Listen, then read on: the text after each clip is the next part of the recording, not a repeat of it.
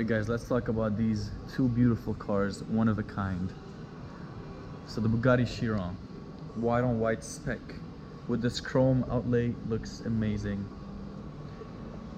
Obviously they're keeping their horseshoe pattern. It's a Bugatti classic.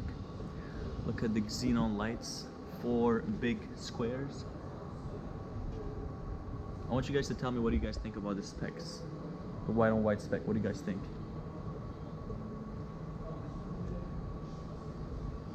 Chrome wheels. I actually love this spec. White on white with some chrome tips. Amazing and classic. So as you guys know, this car has a W16 quad turbo, meaning this car has 4 turbos. Yes, you heard it right, 4 turbos. Producing just around 1480 horsepower. This car tops out at 420 kilometers per hour.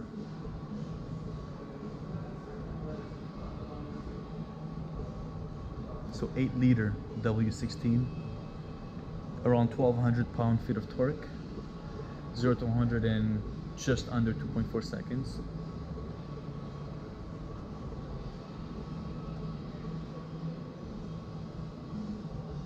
Probably the suggested retail price in Canada of this thing should be just around $4 million, considering the low supply of these cars.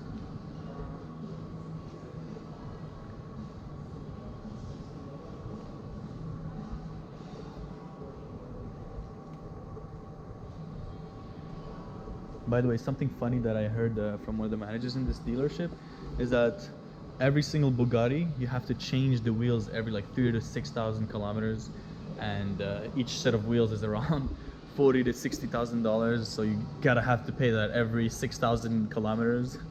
So that's completely ridiculous. But this freaking spec is crazy. I've never seen a Bugatti online or anything on the internet white on white. This is just too classy with the chrome tips. This is just my type. Now let's move on to the Koenigsegg Agera RS, which is obviously my favorite car ever, my favorite car in the history of the automotive.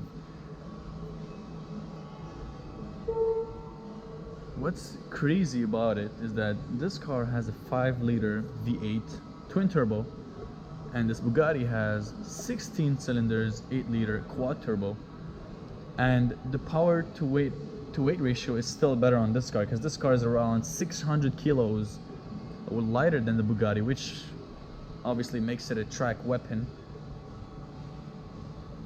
And you know, you gotta understand that what makes me fall in love with these cars is not only their, you know, driving abilities, but it's the story. Everything is done in the factory, like literally everything except the tires, which is made by Michelin, and that's pretty much it. Everything is done in-house, from the carbon fiber wheels to the unique door opening they have, that system that goes up and out. All the carbon fiber is mixed in-house in their factory in Sweden on that fighter jet hangar. Look at his spec. It's kind of a red burgundy on white spec, interior black, mixed with the amazing carbon.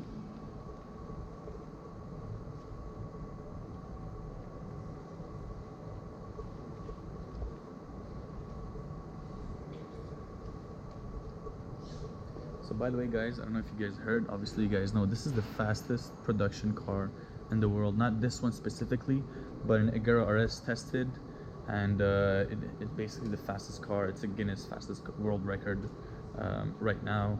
We'll see if the Chiron will be able to take over it, or perhaps the Agera successor, which is the Jesko, that just actually was brought up yesterday in the Geneva Motor Show. So which is your favorite? Tell me in the comments below. The Koenigsegg or the Bugatti?